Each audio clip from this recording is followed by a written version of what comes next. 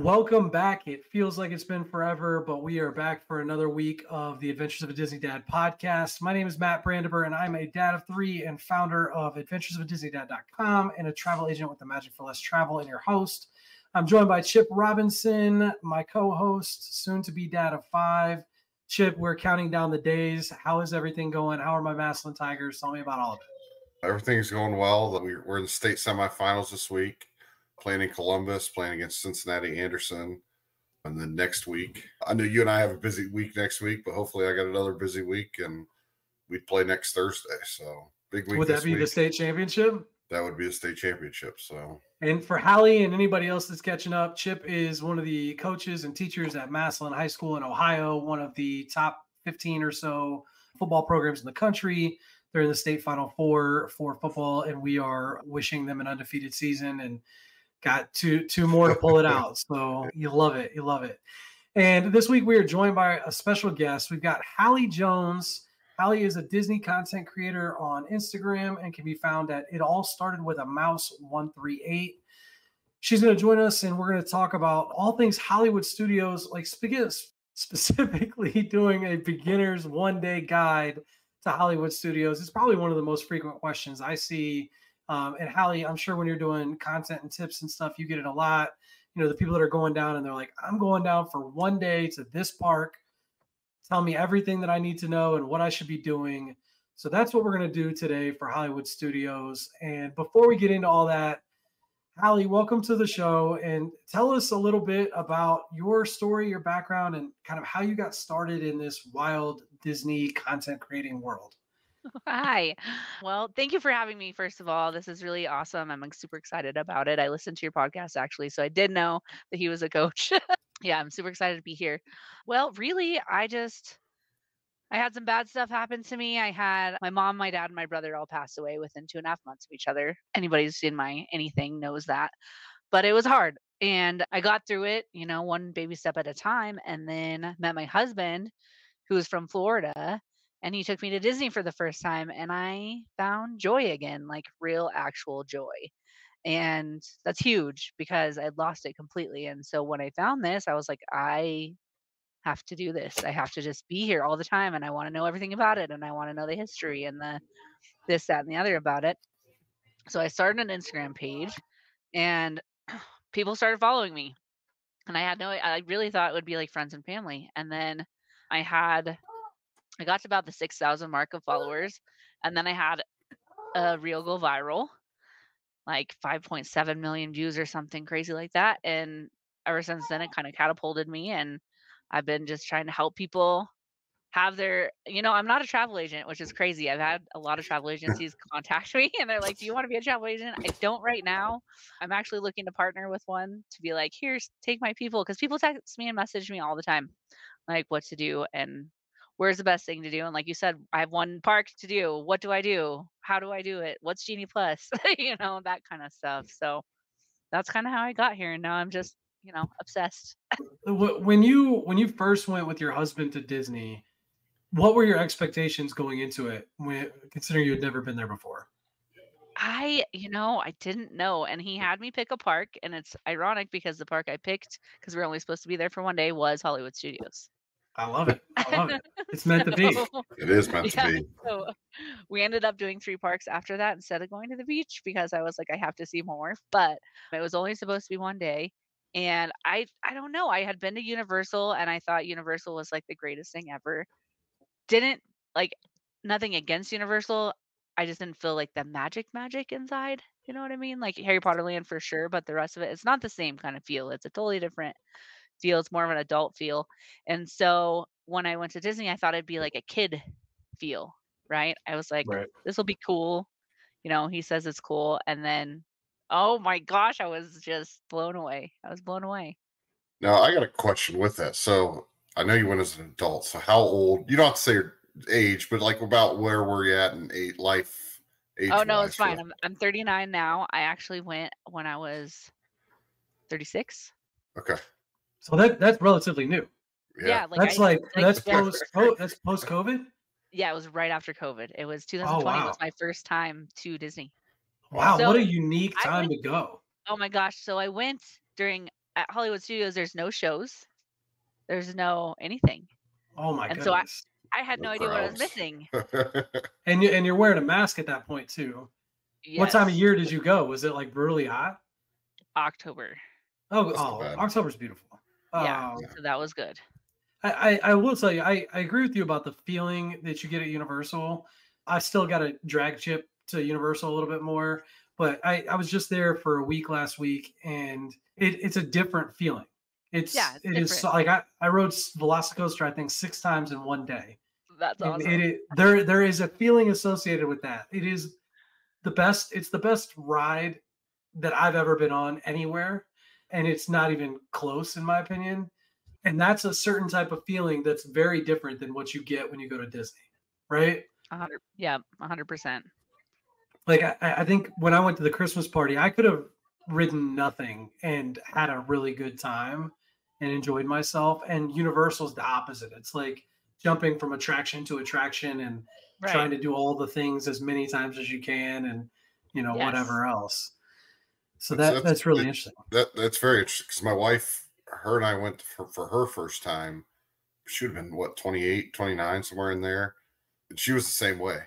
We did a DVC tour and she was ready to buy it. And we had been in the hotel for an hour.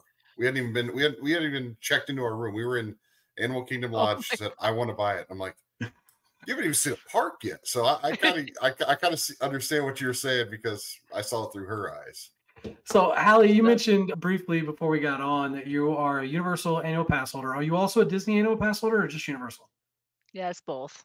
Okay. And so how frequently are you going like on a yearly basis to Oh each my park? gosh, a lot. So in the winter, we're in Florida most of the time. So we go like once a month. So that could mean for a weekend, or that could mean like this next trip is 10 days. We try to at least do 2 10-dayers during the year. I don't like to go in the summer because it's so hot. It's so Yeah. hot. And we have a home in Colorado and we have a business in Colorado, but our business in Colorado is only seasonal. It's during the summer. So we close down in November and then we're free to do what we need to do. So honestly, the goal is to live in Orlando for like 6 months out of the year, 5 months out of the year. Key Largo is amazing and everything.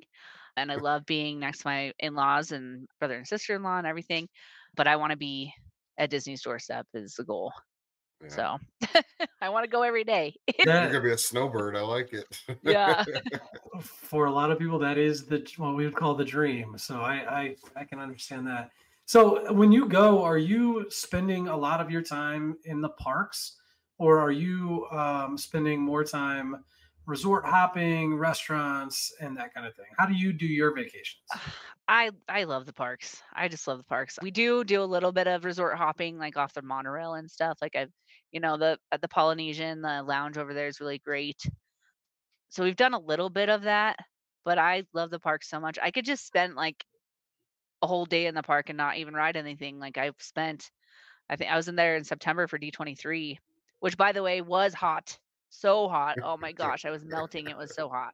Some of my videos you see and some of them I couldn't even post because I was like so sweaty. I was like, I'm not posting this.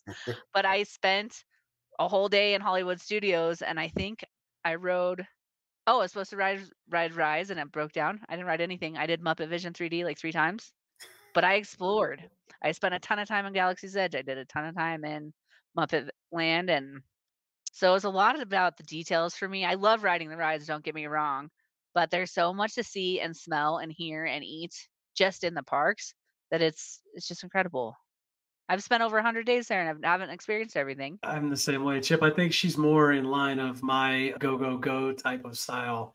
Oh yeah, Uh, it's go go go. I'm all in on the probably people watching, getting in the details, doing the what is it, the walking the wall, like the wall thing over in Hollywood Studios. Used to love doing that. I'm all in. I enjoy doing all the same things. Just don't even have to ride a ride. Just enjoying everything. mhm. See, and at that time I wanted to ride I wanted to ride rides. I wanted to do Tower of Terror, but I'm not going to wait 80 minutes for Tower of Terror. So if I don't do it the right way and like rope drop and do all this stuff, which I didn't this last trip because I was I did D23 and then after the Halloween party for D23, I went to Hollywood Horror Nights after that and was there until 3 o'clock in the morning. And so I slept a little bit. I was like, I'm not rope dropping anything, So Yeah. it just kind of depends on what. If it's open to close, I'm riding the rides and I'm looking at everything. That's definitely a trip doing doing all of that. I would definitely need some sleep, but I don't road drop anyway. It's just not something I can manage with all the little ones and everything. But one thing I want to ask you before we jump into the news and our segment for the show, what advice would you give to someone that's loves Disney, loves Universal, thinks that they have tips and opinions to share on social media, getting started with content creation? What advice would you give to that person? Follow your heart and post what you want to post and keep doing it. You're gonna you'll sometimes you'll post like literally 20, 30 videos and you'll get 5 likes. And it's really discouraging. Or someone will comment something that's not very nice. I don't know why people do that, but they will. And you just have to keep your head down and keep doing it. That That's is so true. I had somebody. So I don't know if you guys may have seen my stories or not, but I got poured on. And they said it was the fifth highest amount of rain Orlando's ever had in November, and it was the day we were doing a VIP tour at Universal. So it was like the worst day for it to happen. And so I'm posting all these videos of me just like enjoying everything, absolutely blown away in the rain, just getting poured on. And somebody commented, "Aren't you supposed to be prepared since you're a travel agent?" Like they DM'd me that. And I'm like, I'm oh, wearing a poncho. I brought 2 pairs of shoes. I'm doing all the things that right, I tell people to do. But I right. don't know. I don't know what you want. What else you want me to do? Like I can't be more prepared. And just And because you're a travel agent doesn't mean you're going to be prepared. I tell people to do things that I forget to do myself sometimes, and I'm sure. like, really, Well, like in that really. instance, I was like, there's nothing else I could have done here. Like it's just and the biggest thing that when it comes to rain that people always forget is bring 2 pairs of shoes. And I did that. So in fact I even left the pair that got ruined in the rain that day, I just left them in Orlando Did because you? it was just not even worth trying to bring them back. But anyway, I digress. That's wonderful advice, Hallie. And again, we are very thankful to have you here and love hearing about your trips. So let's jump into the news, and we've got quite a bit of it. The first one, and it's probably the biggest one, was since we last had an episode, Jollywood Nights had its first party, and the reviews were not great. And they've now had a second party, and it significantly improved. So I just want to touch on this, Chip and Hallie. I'm not sure if you guys have seen it. The reviews from the first party were basically it's at Hollywood Studios, the first time they've done a party like this there, and there were lines for everything and very, very, very long lines. The attractions, however, were all walk-ons. All like you could walk on Tower of Terror and Slinky Dog and everything else, but the issue is that nobody wanted to do that. They want to do the things that are available only at the party, the Tip Top Club, the food, the drinks, the new show with Piggy and Kermit, and the sing along with the Nightmare Before Christmas. So people are all lining up to do those things, and they're not bothering to get on the rides, and it just created this kind of nightmare atmosphere. Did you guys see any of this, or did you have any feelings or thoughts about it? Talking about the first show in particular. I Uh, did. So I saw all of that. And I think this is my opinion. I think part of it is because everybody, so many creators came the first night. So they're not doing the rides. It wasn't just Mhm. your average person who's going to do some of the rides. So I think that clogged a lot of it up because I talked to a couple of my friends that are creators. I didn't go, I quit going to the first day of things because it's all influencers or people trying to influence, and it's just too much. They get in the way. Some people will, take footage in ways that are obstructing other people's time, and I just quit doing it. I'll do it and do it at my leisure. And I think that had a lot to do with it. Um, because they weren't expecting that. They thought, it would be like, because that if you go to Mickey's Very Merry Christmas Party, people are still riding rides. Well, and But what's interesting is that at Mickey's Very Merry Christmas Party, the first one, content creators are making the same content with old footage. So they don't need the new footage, which they needed for Jollywood Nights, right? right. Nobody has Mhm. video or whatever. So I agree with your theory for sure. And so they clearly made a change for the second party. They added a couple new characters, and they basically tried to spread things out to get people more interested. But Ali, I think I agree with you. My theory would be, and I think a lot of people felt that way online, is that it was some of the new things and some of the changes that they made for the second party, but it was also a different crowd. I think made a Mhm. huge difference. And Chip, what'd you think? I was thinking the same thing, is everybody wants to go do something for the first time that's been there. So you got the content creators. Then you also have the people that are just trying, like I said, experiencing the things. And now that they added Duffy and Jiminy Cricket, and they added somebody else too, there's a third one. I think that'll take away. And listen, it's the first party, first time they've done it.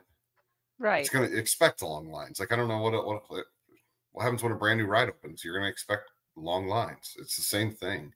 That's why you go to Hollywood or go to Not So Scary. The lines aren't that bad. It kind of evens out. What I found really interesting is that, like, for me, Jollywood Nights would be the opposite.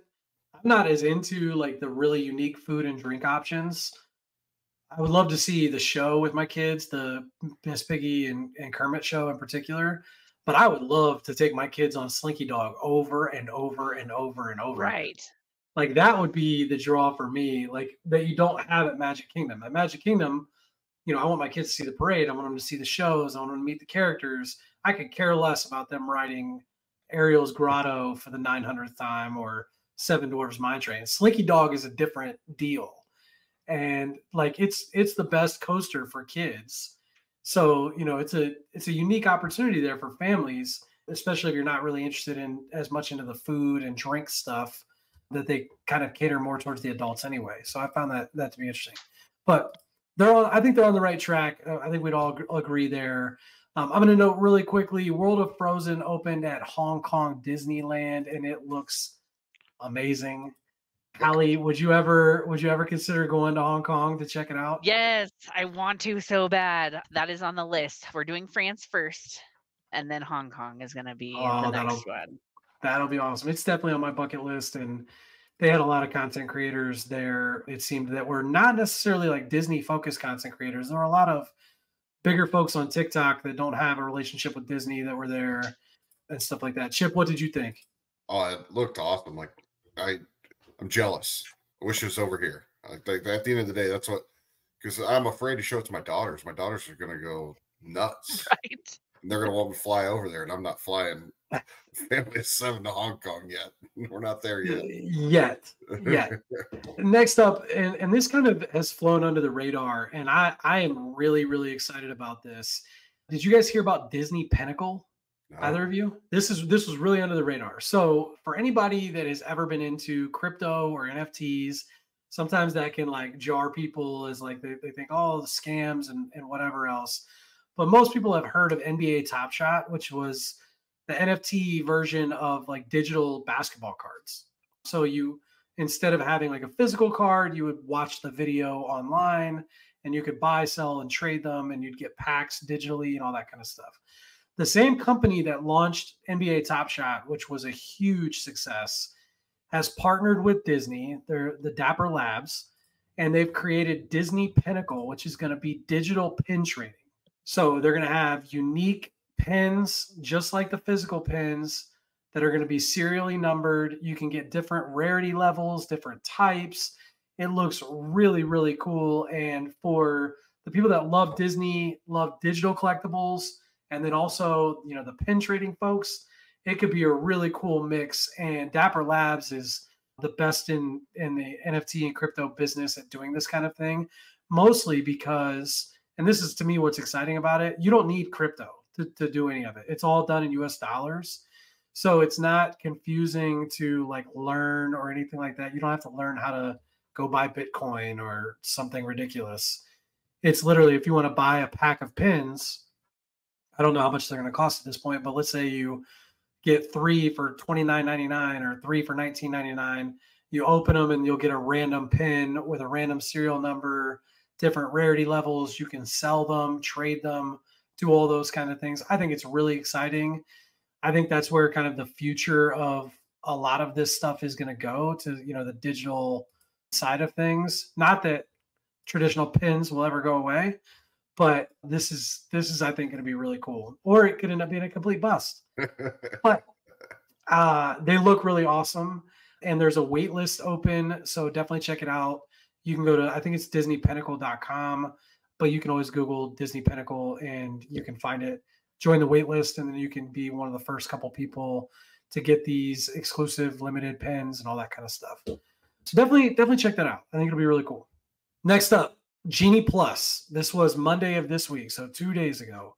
Hit a record high of $35 for the multi-park, $32 for Hollywood Studios, $35 for Magic Kingdom. Wow. It's sold out at 3 parks. I mean, just nuts. Not really a lot of commentary needed there, but I think for all the people that are saying that the parks are empty, you are very, very mistaken. Universal Orlando kicked off their holiday celebrations on November 17th. The Grinch made an appearance with wait times at over 150 minutes. I was there. I walked right past it. Hallie, it was right to that, full of content creators. I would love to go in and get a video of this for my website and for my social media, but there is not a chance I am waiting 150 minutes to meet the Grinch. No. So on I went, but Universal Orlando Hollywood Celebration is very cool. You can have breakfast with the Grinch, and they've got some other fun stuff and some good decorations. They've got like a mini Macy's Thanksgiving Day parade that they do, which is really cool for kids. So definitely check that out if you're headed down to Universal Orlando, like Hallie is soon, right? I'll go wait in that line, dude. It is the best TikToks to watch the Grinch. It is phenomenal. I don't care. Those people need paid as much money as they can get. It's unreal. The actors that do that are really freaking good. I agree with you there. A friend of mine did the breakfast with the Grinch, and like it looks very cool. But 150 minutes. I would. I don't know. When I go next week, I'm sure that I would do it, but not with my kids. Yeah, it's like the Jack and Sally conundrum. You know, every time Jack and Sally is 2 hours. Which, by the way, when I was down for Mickey's Very Merry Christmas Party, Chip knows this, or anybody that's listened to our last few episodes. When we went down for Not So Scary, the only thing I wanted to do with my kids was to meet Jack and Sally. The line was 4 hours long. I go down by myself for Mickey's Very Merry Christmas Party for the website and stuff and the travel agency. I, during a parade, walked into Jack, Sandy Claus, and Sally, and there was not a soul there. They spent like 15 minutes messing around with me, and I sent a bunch of selfies to my kids, and it was absolutely phenomenal. So definitely consider that if your kids are Jack and Sally fans, because it's a lot easier, I think, to meet them at the Christmas party. Different outfits, different time of the year, but still very cool and fun. So let's jump into it. That covers the news. Let's jump into our main segment. We're talking a one-day trip itinerary to Hollywood Studios. Now, I'm going to pose this question to the two of you. Hallie, I want you to go first. If you have a beginner that comes to you that is spending 1 day at Hollywood Studios, how much are you advocating that they rope drop? 100%. I thought that might be interesting. 100%. So the two rope droppers, are you also advising them to get Genie Plus? Yes. 100%. I One think day, we're all 100%. all in agreement there. Now, when it comes to rope dropping and Genie Plus, what would be the strategy that you would give them, Hallie, in terms of, all right, we're going to make this first lightning lane selection at 7, but when we rope drop, we're going to go to what attraction? What would your thoughts be on that front? All right, guys. So every time I do this, which I do this, first of all, you're going to get Genie Plus. You're going to Genie Plus Slinky Dog immediately, right at 7, because sometimes that'll fill up and you'll not get it at all. And then we do rope drop. We do Tower of Terror first. A lot of times we can ride that over and over again, like 5 times. And then we will go over to Rock and Roller Coaster if it's open. And then we'll go to do Mickey and Minnie's Runaway Railway. And by then it's 8:30, 9 o'clock. Because a lot of times at Hollywood Studios, you can rope drop and they'll actually let you in about 15 minutes earlier than they're supposed to. Yeah. So that's a huge thing. So, and then from there, if Slinky Dog looks like it's kind of low still, we'll go over there and ride it then, because we still have our lightning lane for later, so you can ride it twice in 1 day. And then we usually do Toy Story Mania. We always buy a lightning lane individual one for Rise, just because it's worth it to me. It's an amazing attraction. It's absolutely incredible. It's so well done when it's working, and it's worth it. and it's just us two. And then sometimes we have like our niece or a nephew or, that kind of thing. Like we're bringing our nephew next week. So we'll do that for him too. But that's definitely the strategy. And then also don't forget there's a single rider line for a smuggler's run. And so if you don't want to wait in line, say it's super long, do that one if you don't mind getting separated from your party.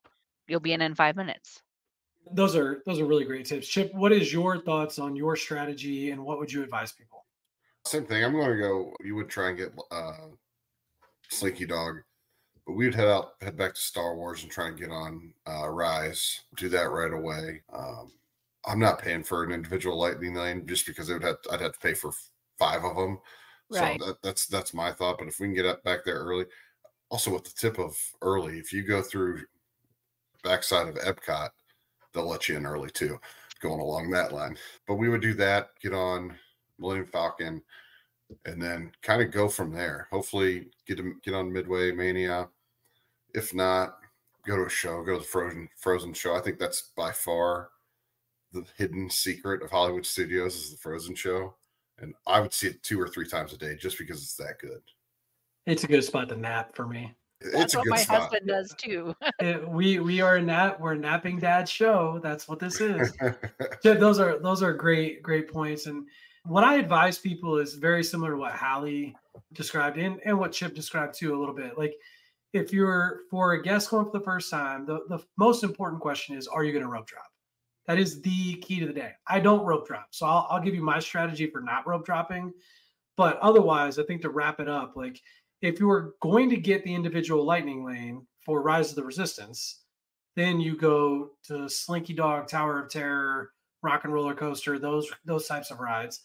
But if not, you've got to get to Rise. Rise and Slinky Dog are the 2 that are going to have the longest lines first.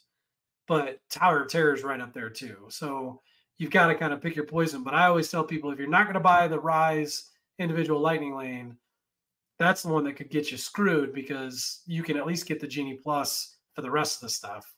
You can't do it for Rise. So that's the issue. For me, for my family that does not rope drop, I get up at 7 and make Slinky Dog. And then Slinky Dog is the one that will move up in time. So later in the day, fastest, because it's the one that's filling up the fastest. I watch it and modify it to around 5 or 6 p.m., which doesn't cost you your lightning lane selection or your Genie Plus selection. You're just changing the time. So I change the time to 5 p.m. And then as soon as I'm able to book a different lightning lane, I stack them all after 5 p.m. So from 5 p.m. to 7 or 8, I've got all of our lightning lanes done. I try and keep them in the same area. So I'll do, Toy Story Mania, Alien Swirling Saucers if we waste one on that, like all in the same 25-minute period of callback time. And then we'll do Tower of Terror for the adults or one of the Star Wars rides for the adults, whatever the case may be. But then you're jumping straight into Phantasmic. You're basically post early dinner. You do dinner between 4 and 5. You get to knock out a bunch of rides and then go to Phantasmic and call it a day. And you've got the morning. It's great for park hopping too. So then you can go and do something a little slower in the morning, maybe a resort breakfast somewhere, go over to Epcot for a little bit and do some characters, grab lunch, and then head over to Hollywood Studios. And you've got the entire evening just knocking everything out with your kids all in a row. So that's just a different strategy that we like to use. But it really all of it centers on, are you going to rope drop or are you not? Because if you're going to rope drop, you can get way more done than my stacking strategy or whatever else. You do Hallie and Chip strategy, you're riding things multiple times and doing a lot of that fun stuff. So I was going to say, Hollywood Studios gets hot. Yeah, I think Animal Kingdom's number 1, but I think Hollywood Studios 2 in terms of it gets hot, and by about 11 it gets really warm in there. So if you can get as many rides done and then you hit the shows, like you're hitting Beauty and the Beast, you're hitting Frozen. I even like the car show with Lightning McQueen. If you can hit those right around lunchtime or nap time and take a break, that's a good time too. And Hollywood Studios, let's talk about this too, because I think this is a key point that people really forget. There's so many good character meet and greets at Oh, Hollywood Studios. Hallie, what are some of your favorite character meet and greets that people should be aware of? My favorite one is I love meeting Good Chewie. choice. It is ridiculous. I actually get butterflies in my stomach when I go meet him. It is so dumb, but I love it so much. That's my number one favorite. Any of the Star Wars ones are great, but Chewie's my favorite. And then Sully is also a really fun one. Mhm. That's got to be my second favorite. I do like that. I don't know if Daisy and Donald do an actual meet and greet thing, but the fact that you can just see them over there by the Brown Derby, like anytime, like messing around, that is really fun too when it comes to It's fun characters. to just watch. Yeah, I've they're hilarious. I've met them right by the entrance. So right on the entrance on the left. I don't know if that's the old.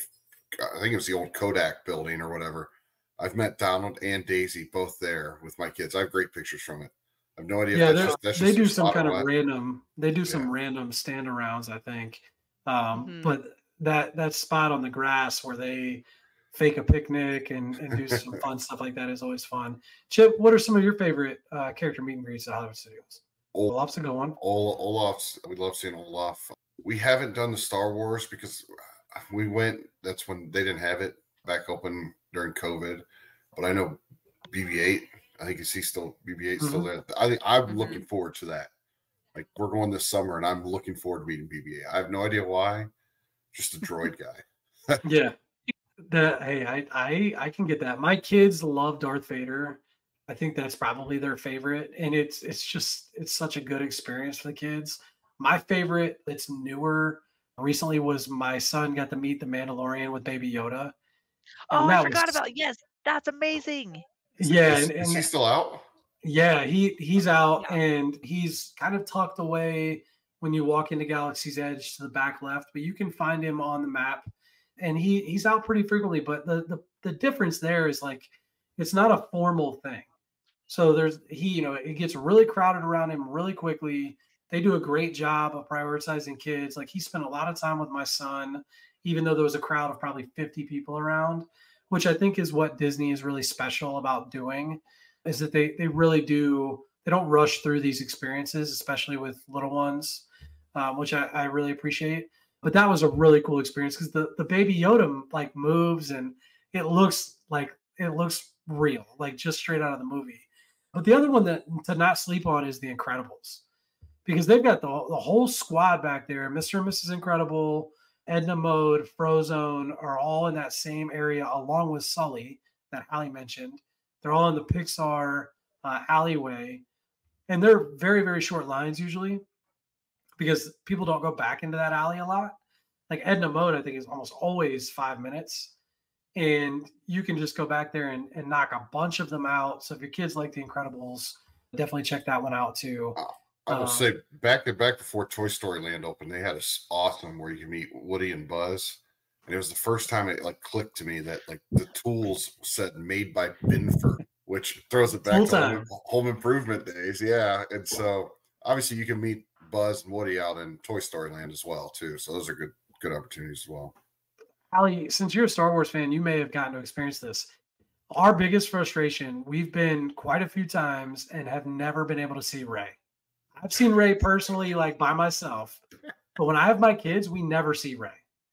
I've twice, but It's never, crazy, and it's when I'm by myself. right? Like Yeah. you're not with your friends or your husband. It's just you're riding solo, and you're like, "There's nobody here to film me doing this." It's Right. just me by myself. That's the frustrating part. And I remember, we went one day with my daughter, had this beautiful Taylor Joelle dress and her hair done like Rey, and we searched for her all day. And never found her. Never found her. It was such a bummer. That's what's crazy. I walked through there. I saw her twice, and I saw Kylo Ren. Like it was. Kylo Ren is awesome too. Yeah, Kylo Ren is awesome. And the stormtroopers that kind of go around. So that kind of covers the character meets. I mean, you prioritize those how you like. I think if your kids are big Toy Story fans, you go there. But there are a lot of underrated character meets at Hollywood Studios. So definitely check those out. We've touched a little bit on the best shows, so I'm not going to go into that a lot. But we know there's Frozen. Hallie, what is your favorite show if it's not Frozen?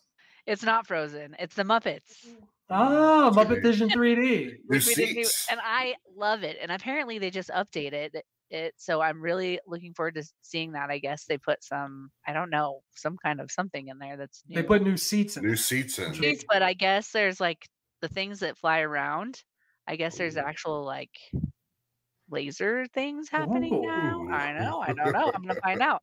I love it. It's. I think that's completely underrated. It's I hilarious. agree. It's air conditioned. It's exciting. Like The there's old, explosions and there's the little old guys that laugh and it's just I just love it. I the love old it. guys are the best. That's my They favorite are. part. They're hilarious. And there's a lot of hidden Easter eggs and secrets in that attraction. My favorite one is like there's a Sorry. little thing that says key under the mat, be back in 5 minutes or something like that. And if you lift up the mat, the key is actually there. And so Ah, kids especially think that that is amazing because they're like, it's like, go look under the mat. And they pull it up and there's a key actually under the mat, which is really cool. That's right. I forgot that's a about that. good I that's a forgot good about one. that. With respect to dining, and one other thing I want to mention about shows is the Indiana Jones show is not something to sleep on either. Oh, that's a But good one. I just but forgot about it. it's below Frozen to me, but it's good. And I'm not gonna count Phantasmic in this discussion. We'll talk about Phantasmic a little bit I later. agree.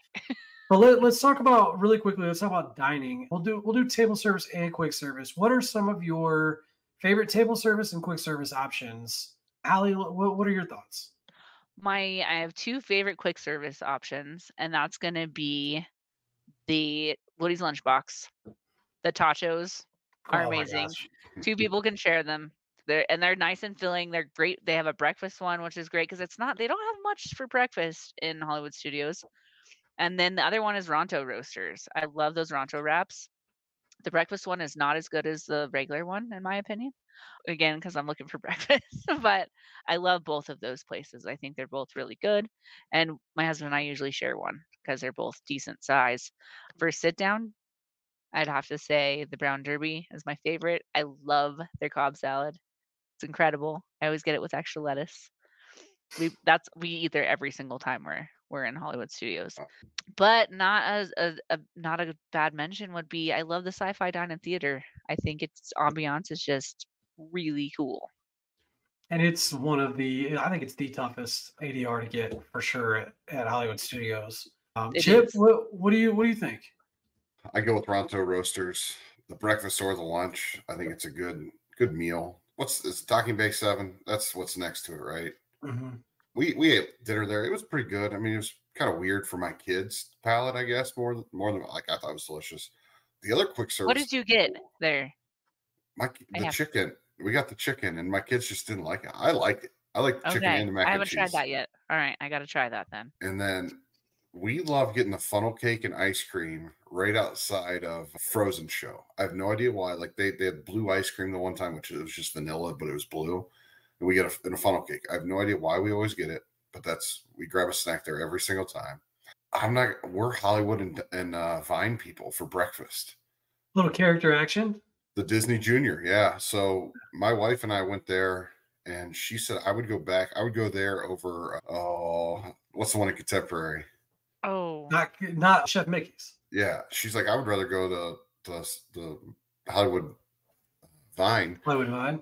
and versus Chef Mickey's. It was so much better. The characters spent time with us. My kids were younger at the time, so they really loved it. But I think we're gonna try it again when we go back. That brings up another really good point, by the way. The Disney Junior character meets and the Disney Junior Dance and Play are fantastic if you have kids. You can meet Vampirina. I like Pluto's over there, and then in the dance and play, all of them come out and dance with the kids, and they've got Timon. Who else comes out? Mickey comes out. So it is for kids. That's awesome as a show that we didn't really mention. Did you still sit on the floor? But the kids don't though. Like the kids are Okay. jumping around. Okay. But yeah, for adults, you have to sit down on the floor, which is not ideal. But it's dark and cold, and Yeah, it can be a welcomed escape from the heat. I've got to be honest. When it comes to dining, I'm not a huge Hollywood Studios dining guy. The Brown Derby Lounge is fine, it's not a place that my kids would love, so we don't usually go there. And the same goes for like Ronto roasters and some of those areas. So those aren't really in my wheelhouse. My number one table service is Rodeo Roundup Barbecue, Oh, I always forget about that. I am a stan. It is the best. It is so awesome. So I would definitely recommend that. Hallie, I think we lost you there for a second. Yeah, I think you did too. Can you hear Okay. me now? Yeah. You're good. I keep watching you and you pause, and I'll take this out, so don't worry about it. But aside from Rodeo Roundup Barbecue for table service, I agree with Hallie. Like Woody's Lunchbox is an awesome snack quick service area. They've got the tachos are, oh my gosh, they're so good. And they've got some fun Pop Tarts, a really good turkey sandwich, and also a really good grilled cheese. But the grilled cheese is like hard to order when it's hot. You know, who wants a grilled cheese and Yes. tomato soup when it's hot? But great spot. So Hey, definitely. the Wookiee cookie back at, I think it's at Backlot Express. The Oh, that Wookiee is cookie, good. it is phenomenal.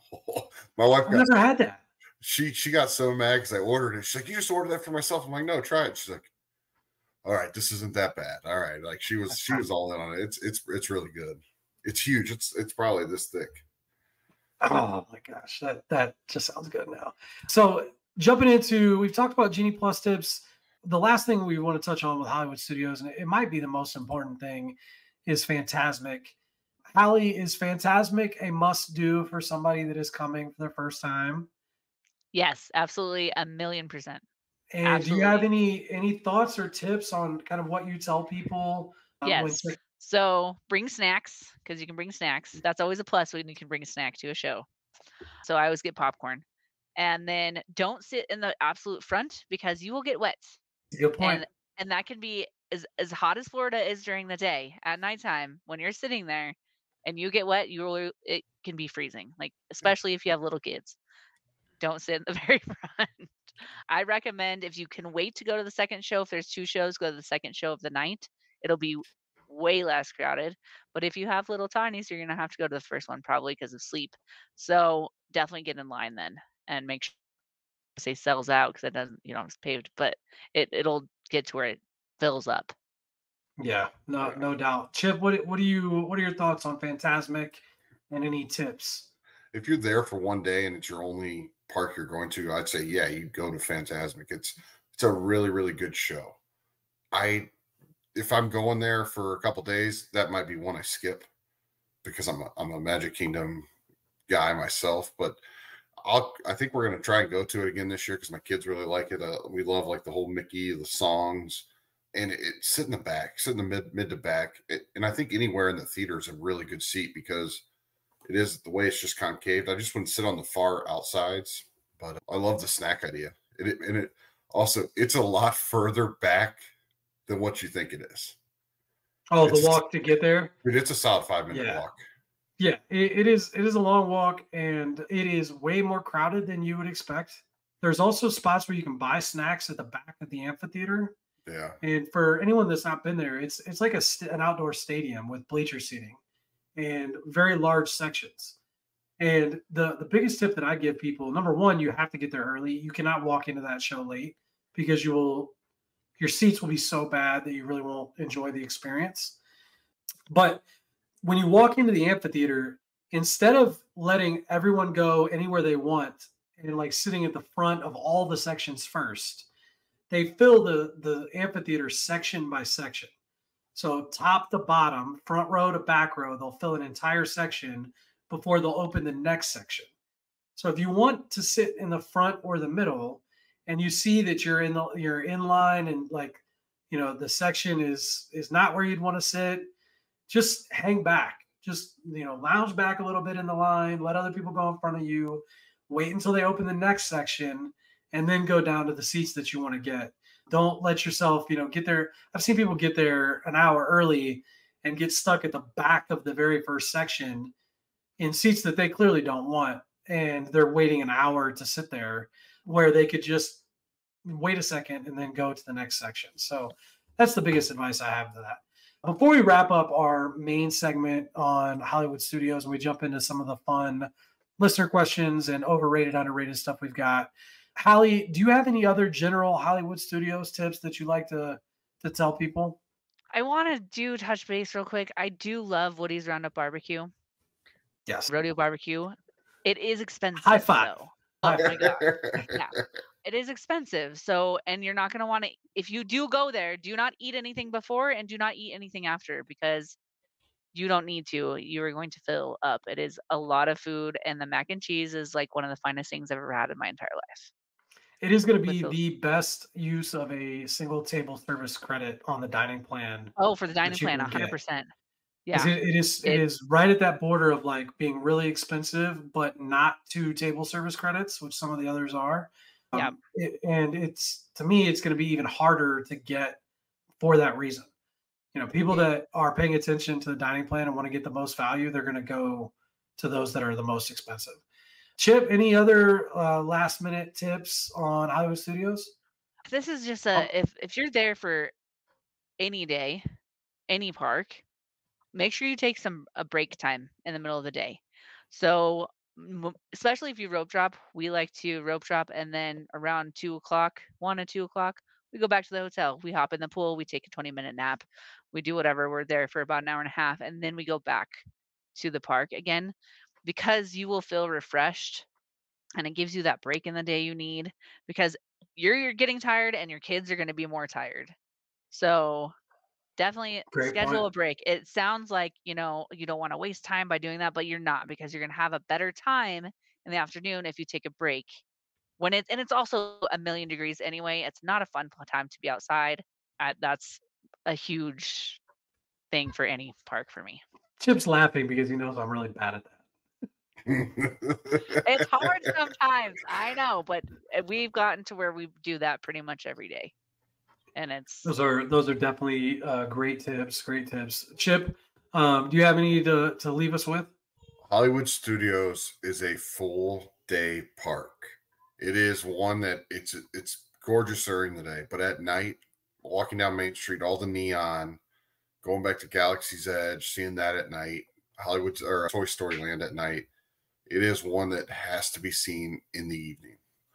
And different podcasts I've always heard that says Disney's different at night. It is. And at Hollywood Studios, I love the music, and they need to bring back the streetmosphere or whatever. Those people are great. And they used to have people at night, which was phenomenal. And it's one of those that we love taking pictures at night by the Chinese theater with all the neon. It's great. It's my favorite. It's probably my favorite park at night. Great point. Yeah. And to that end, this is my number one piece of advice I give to anybody that is going without kids, and that is make the Latin. All right, I'm going to rant on this for a second because somebody was criticizing Oga's Cantina as being overrated the other day, and I held my tongue. But my favorite tip is to make the last reservation you can get at Oga's Cantina. And when you come out of there after having some drinks, either, it's a great thing for a date night, or if you're down there solo, go get a couple drinks. When you come out of there, the park is closed. It is completely empty, and they will let you wander around and take as many photos as you want. So if you're talking like you see all these people on Instagram and Facebook and whatever with beautiful photos of Hollywood Studios being absolutely empty and nobody on the street, that's how they're getting them, is that they're either making dining reservations really late, which is the most likely scenario, or they're just kind of wandering and hanging back, really late. But usually they're going to usher you out at some point if you do that. If you get a dining reservation at like 9:45 when the park closes at 9 or closes at 10, you can hang back, and it is really cool and a great experience for you to get some pictures and stuff like that. So definitely keep that in mind too. That's a great piece of advice. Huge. I love doing that. Last time I drug my father-in-law over there at like 11 p.m. It was we came back and put my wife, my mother-in-law, my kids to bed, and my father-in-law and I went and got drinks at Oga's Cantina. And Oga's Cantina, I hate people saying it's like overrated or whatever. It is a wonderful vibe if you're a Star Wars fan. It is. I love it. I love it. Yeah, the drinks are, oh my gosh, Chip, the drinks are so good. They're strong. The fuzzy tauntaun is amazing. Have you tried the fuzzy tauntaun? I'm a fuzzy tauntaun. Like one of my first good reels on Instagram was about the fuzz. I think it was the fuzzy tauntaun or the yub nub, something like that. You can actually order extra foam in your fuzzy tauntaun that makes your mouth numb. They'll bring it to you on the side in a glass. Oh, It's amazing. Do that I'll have next to time. try that out. And I think like a lot of people are critical of it just because it sometimes you don't get your own table. Sometimes you might be sitting with another group, or they kind of it can kind of feel like you get rushed out of there sometimes if they're really crowded because there's a limitation on your reservation. You're only allowed to be there for I think 45 minutes or so. Yeah. But it's just drinks. There's not really food. There's some snacks like appetizer snacks, but it's not stuff that you need more than 45 minutes. So No. it's I highly recommend it. So let's jump into we got a few listener questions. I think the first one we've touched on a little bit, but Hallie, I want to pose this one to you. What are your tips? And I guess in general, do you think that it's possible to do all of Galaxy's Edge in one day? Yeah. What are your tips for So if that's all you want to do is Galaxy's Edge, hit Rise first thing in the morning, rope drop it. And then the only other ride there is going to be Smugglers. But there are other things to do. Like there's a lightsaber thing, you can build a lightsaber. There's a droid thing, you can build a droid. I personally have not done either of those things. I love Star Wars. That's a pretty penny. And I just haven't done it yet. I know I eventually will. But my favorite thing is I go to like the Den of Antiquities, Doc Onders. And if you go and talk to the cast members working in Galaxy's Edge, Easter eggs that they have made their own backstories and everything connects. Like you can find out why there's a crater on the other side of Galaxy's Edge because there's a story behind it.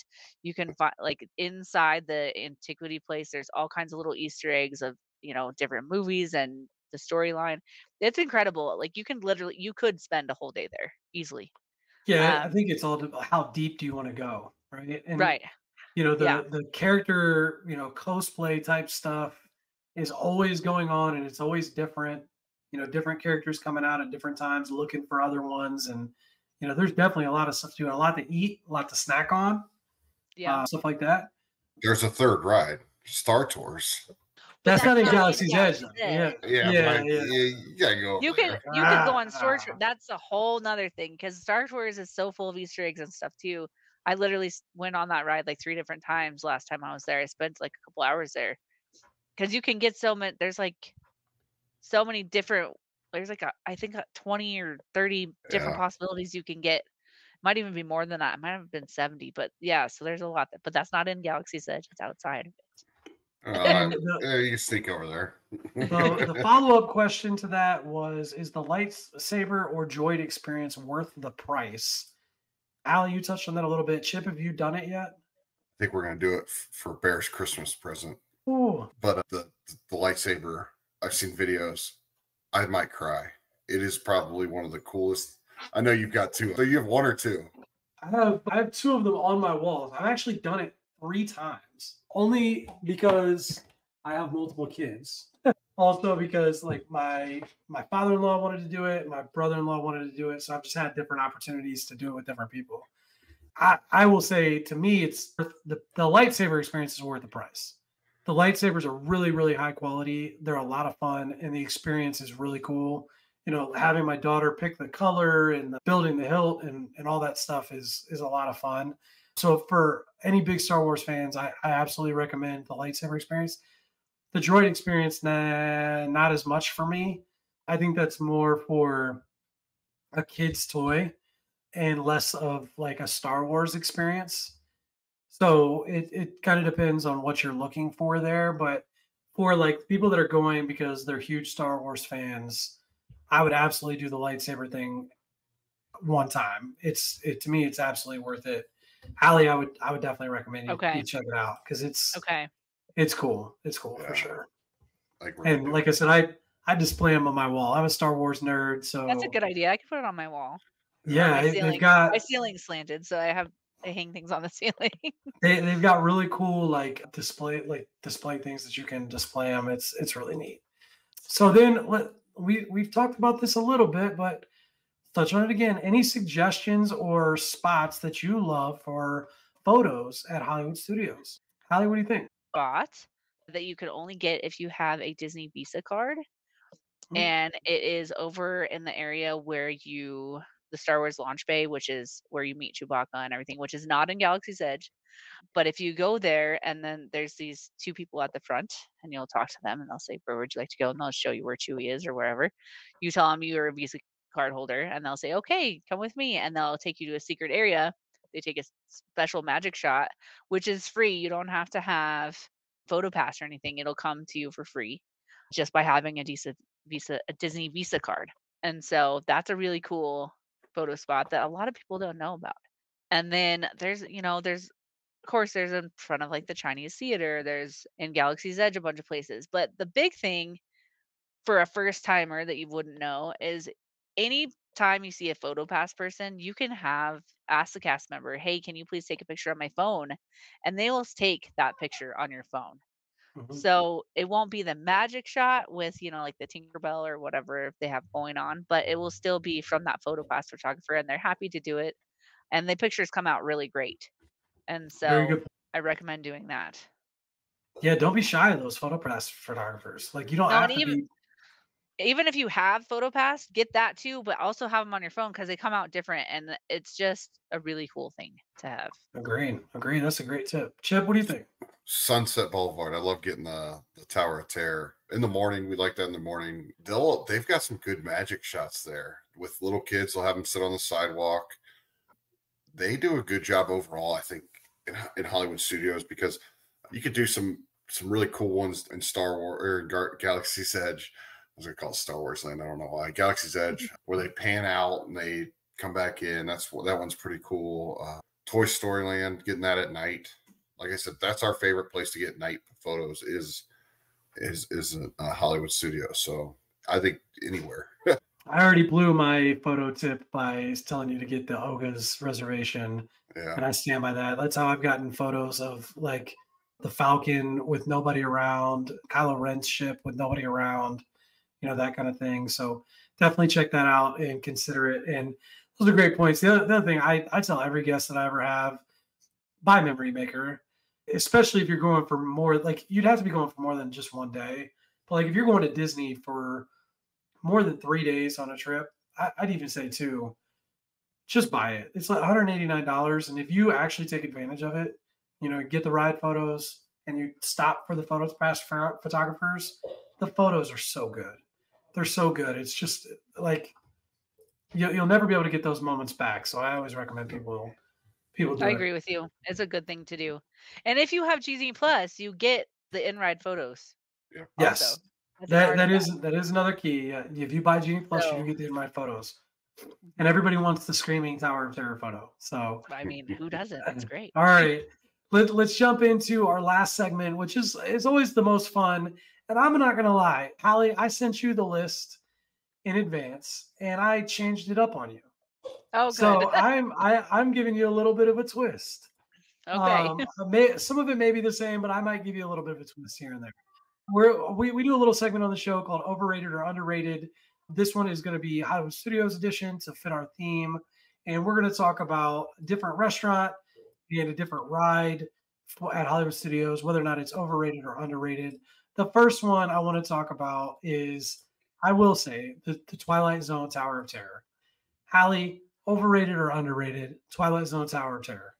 I think it's underrated. I love, love, love that attraction. Chip, what do you The think, buddy? details are It's amazing.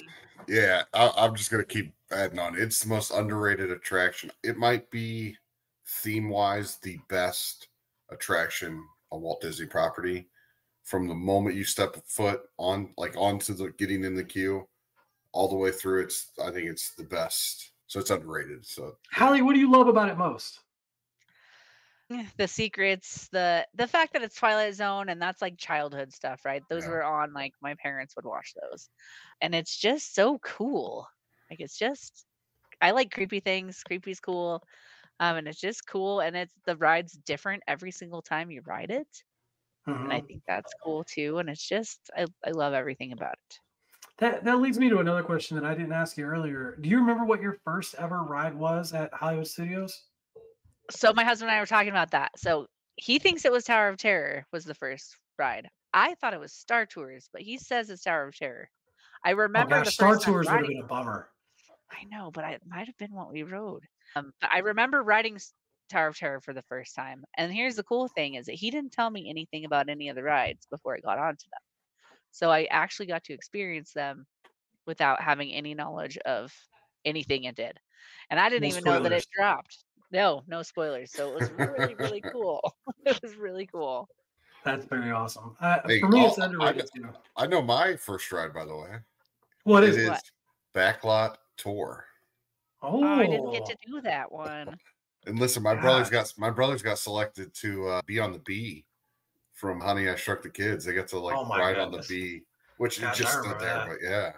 But yeah, That's the thing that I think is underrated and I love about Tower of Terror is the nostalgia. Like I remember when I was a kid, the Tower of Terror billboard when yeah. you were driving into Walt Disney World. And that was like They you were just there, they just took it more down. than the marquee. Yeah, I know it was depressing. And I'm going to tell you, if they ever try to do some Avengers thing at Walt Disney World there, I will riot. So that's not going to happen. I'll ride with you. There you go.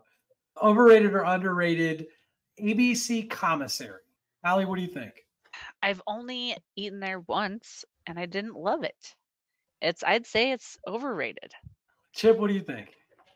Okay, old school MGM Studios, it was underrated just because you had the thought of maybe you'd see one of the actors eating in there. I remember my mom like, hey, we might see somebody because they're filming Home Improvement was filmed there. Now it's overrated. Like I've walked by it every single time. I'm not gonna stop there. It's somewhere I'm not gonna stop. I think it's overrated. And I thought this was an interesting one only because there are some people that rave about ABC commissary. Like it's one of their top recommended places to go. It's fine to me. I eat there kind of often with my kids because there's a lot of easy to get stuff that kind of fits everybody's palate for how much hype it gets in certain segments of people. I think it's overrated to me. So I'm just gonna leave that one at that. The last one I want to ask about overrated or underrated, Rise of the Resistance. Hallie, I've gotten kind of an idea of how I think you're gonna feel about this one just from us talking earlier. But Yeah, what do you say about it? it's underrated. It's incredible. It is the whole storyline of it. I won't do any spoilers, but it's just incredible. It's so well put together. And when it's working, it's incredible. It's I just everything about it because Is it you're your in it. favorite ride there? I feel like you get a In little hyped Hollywood up when you talk about studios, it. in Hollywood studios, it might be, it might be. There you go. Sometimes it depends because I get excited about all of them. But before the show, I think it was in Instagram DMs. I think I might have tried to pin you on some of your favorites, and you were waffled on me there too. So I knew I wasn't going to be able to get an actual favorite out of you. Well, because But how you can can you? tell you I like it. like them all for different reasons. I think the fact that that's, what is it? Was it 18 minutes long, that experience? I think so when you go from like the beginning of where you're in the queue all the way to the end, yeah. But I think once you get actually in the ride vehicle, it's like 4 or something. Oh, Uh, listen. The moment you step on that counts. I mean, it's the but best cue. When you see Ray, it's the best. It's the best cue. It's underrated. I'm going with you. It's $1 billion ride, and it's worth every penny. When you step out of it, tell me you're not smiling like, oh my gosh, that was incredible every single time you get off Yep. of it. my only hesitation here, I'm going to say underrated too, but my hesitation is that you always have to put a caveat.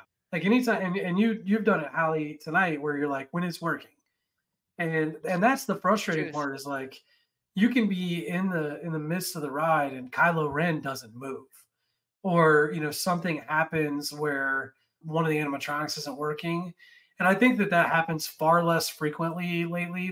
They seem to have really gotten into a flow, and that's what happens when they're doing something so innovative. But man, it's really frustrating to have I to don't tell know. people it's an amazing ride, but sometimes it may not work properly. But otherwise, I agree with all your sentiments. Like it's one Hey, of my favorites for sure. can I put a fourth one in? Can I put What another kind one of in? reason Because we haven't Yeah, talked about that. We haven't talked about this one. Mickey and Minnie's Runaway Railway. Is it overrated or underrated? It's we haven't talked about it. I'll get to my thoughts.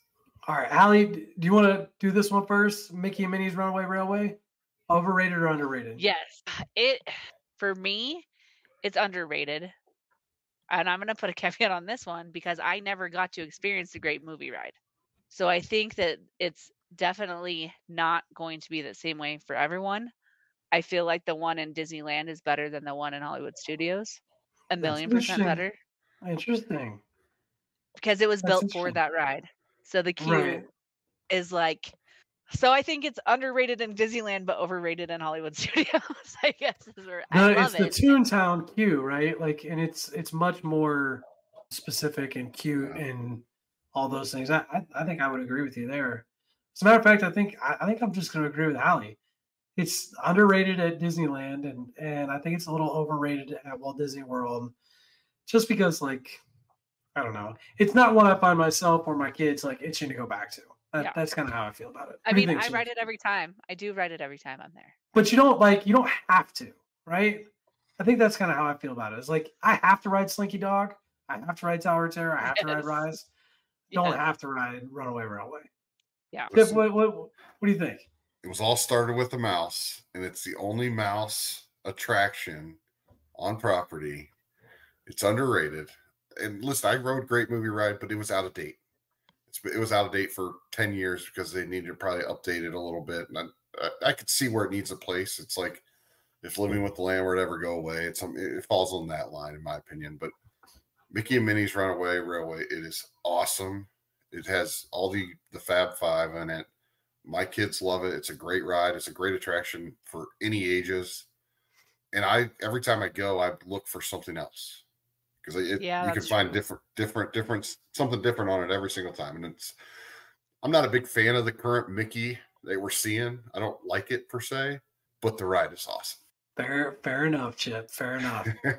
That is going to wrap it up for this episode of the podcast. If you have any comments or questions, don't hesitate to reach out to any of us on social media or via email. I can be found at Adventures of a Disney Dad. Chip, where can people find you? On Instagram at Robinson Dad Life. Hallie, where can people find you on social media? You can find me on Instagram at It All Started with a Mouse 138 and on my website at It All Started with a Mouse 138.com. Awesome. Definitely check it out and make sure you follow her on Instagram. She's got a great account, great tips, a lot of fun humor and stuff. That's how I found Hallie. I definitely recommend her as a follow. And we really appreciate you being on the show. And if you're interested, yeah, absolutely. We had a lot of fun tonight. And if you are interested in having me assist you in planning your next Universal or Disney vacation, please feel free to reach out. All the links to get a free quote are in the show notes. Our services are free to you, and we'd love to help you plan your dream vacation.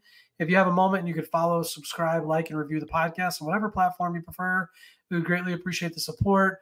Support so far has been insane for what's now going to be 11 episodes. We very much appreciate it. Chip and I have a blast doing this.